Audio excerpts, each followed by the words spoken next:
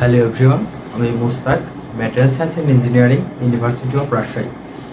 আমরা introductions of quantum মেকানিক্সের প্রথম প্রিন্সিপাল যেটা এনার্জি কোয়ান্টা, সেটা আমরা শেষ করেছিলাম। আজকে আমাদের যে দ্বিতীয় লেকচার সেটা হচ্ছে ওয়েভ পার্টিকেল ডুয়ালিটি প্রিন্সিপাল। এখন ওয়েভ পার্টিকেল ডুয়ালিটি প্রিন্সিপালটা আমরা মূলত এই ভিডিওতে আলোচনা করব। ওয়েভ পার্টিকেল ডুয়ালিটি যে প্রিন্সিপালটা, এটা আসলে একটা আপডেটেড ভার্সন। আপডেটেড ভার্সন বলতে নর্মালি একটা পার্টিকেলের কিছু নির্দিষ্ট প্রপার্টিস থাকে, তেমনই ওয়েভের কিছু নির্দিষ্ট প্রপার্টিস থাকে। কিন্তু ওয়েভ পার্টিকেল ডুয়ালিটি যেটা বলতেছে, একটা কোয়ান্টাম অবজেক্ট থাকবে যেটার একই সাথে এটার পার্টিকেল নেচারের সাথে সাথে এটার ওয়েভ নেচারও থাকবে। অর্থাৎ বুঝলাম না আসলে বিষয়টা, যদি আমরা একটু ক্লিয়ার করি, আমরা যদি ক্লাসিক্যাল ওয়ার্ল্ড কল্পনা করি, সেখানে পার্টিকেল একটা আলাদা জিনিস, ওয়েভ একটা আলাদা প্রপার্টিস। পার্টিকেলের কিছু আলাদা প্রপার্টিস আছে, ওয়েভের কিছু আলাদা প্রপার্টিস আছে, যেটা তার নির্দিষ্ট বৈশিষ্ট্য বহন করে।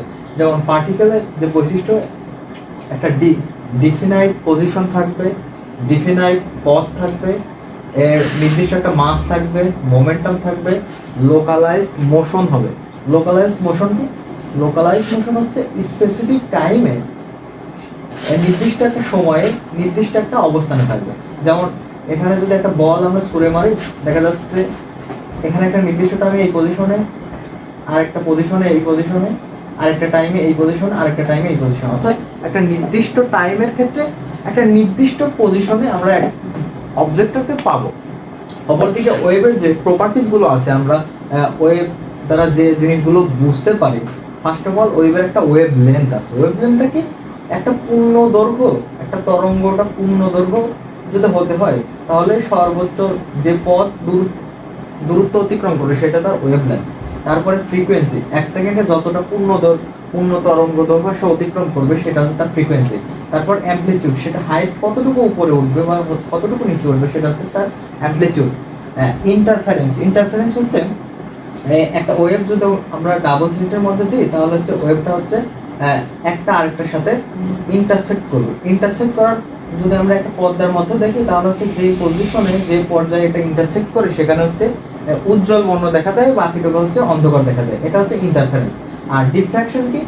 ডিফ্র্যাকশন হচ্ছে এই যে ল্যাটিস আছে, ল্যাটিসের মধ্যে যখন আমরা এক্স রে ফেলবো, এক্স রেটা কি হবে?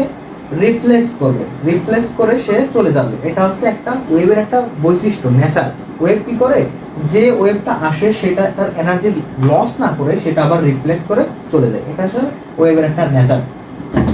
আমরা ওয়েভের যে উদাহরণগুলো দেখি, একটা হচ্ছে water wave, sound wave, string wave, আর অপরদিকে কি লাইটও এক ধরনের ওয়েভ, ইলেকট্রোম্যাগনেটিক ওয়েভ। এখন ওয়েভের বৈশিষ্ট্যগুলো এইগুলো, পার্টিকেলের বৈশিষ্ট্যগুলো এইগুলো। এখন আসি আমরা ইলেকট্রনের ক্ষেত্রে। ইলেকট্রন নর্মালি একটা পার্টিকেল। কারণ কি? কারণ পার্টিকেলের যে প্রপার্টিসগুলো থাকা উচিত ইলেকট্রনের কিন্তু সবগুলোই আছে। সেই জন্য নর্মালি ইলেকট্রনকে পার্টিকেল হিসেবে ট্রিট করা হতো। কিন্তু ডেভিসন অ্যান্ড জার্মান এক্সপেরিমেন্ট থেকে দেখা গেছে যে ইলেকট্রন আসলে একটা ওয়েভের মতো নেচার করতেছে। আমরা জানি কি ওয়েভের একটা প্রপার্টিস হচ্ছে ডিফ্র্যাকশনস। কিন্তু ডেভিসন অ্যান্ড জার্মান এক্সপেরিমেন্টে দেখা যাচ্ছে যে ক্যাথোড রে থেকে যে ইলেকট্রনটা বের হয়ে যদি নিকেল ক্রিস্টালে আঘাত করে, তাহলে সেটা স্ক্যাটারিং ঘটতেছে। স্ক্যাটারিং কিসের বৈশিষ্ট্য? ডিফ্রাকশনের বৈশিষ্ট্য। কিন্তু দেখা যাচ্ছে ইলেকট্রনের ক্ষেত্রে ডিফ্রাকশন ঘটতেছে। তার মানে বোঝা গেল যে ইলেকট্রন নর্মাল পার্টিকেল, কিন্তু যেহেতু এটা ডিফ্রাকশন শো করতেছে, তার মানে এটার ওয়েভ নেচারও আছে। সেম জিনিস হচ্ছে আমরা লাইটের ক্ষেত্রে দেখতে পাই। লাইট নর্মাল একটা ওয়েভ, কিন্তু যখন আমরা একটা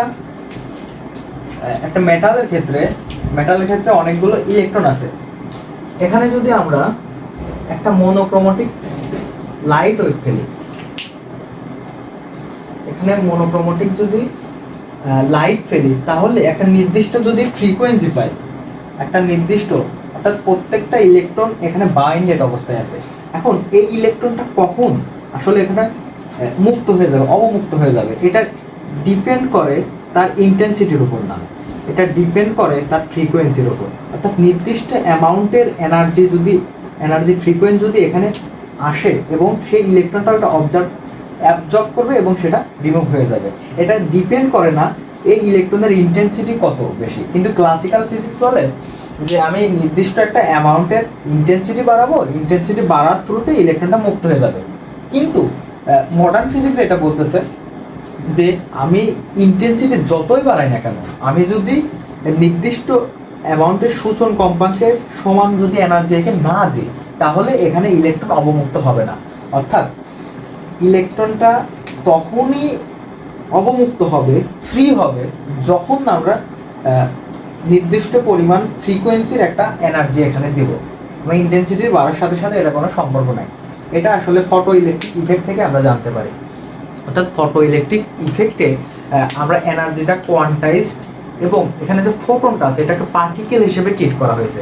অর্থাৎ আমরা বুঝতেই পারলাম যে লাইট নর্মালি একটা ওয়েভ, কিন্তু দেখা যাচ্ছে ফটো ইলেকট্রিক ইফেক্টের ফলে এখানে হচ্ছে ফোটন হিসেবে, অর্থাৎ ফোটন হিসেবে এখানে কিন্তু আঘাত করতেছে, লাইটটা ফোটন হিসেবে এখানে আঘাত করতেছে, এবং নির্দিষ্ট এনার্জি, সেটা এনার্জি কত, এনার্জিটা হচ্ছে E সমান h নিউ। অর্থাৎ নির্দিষ্ট একটা ফ্রিকোয়েন্সির জন্য নির্দিষ্ট একটা এনার্জি আছে, এবং ইলেকট্রনটা তখনই অবমুক্ত হবে যখন না এখানে ইলেকট্রনটা বাউন্ড হওয়ার থেকে অবমুক্ত হওয়ার জন্য নির্দিষ্ট যে পরিমাণ এনার্জি লাগবে সেই পরিমাণ এনার্জি না দেওয়া পর্যন্ত এখানে বাউন্ডেড অবস্থায় থাকবে।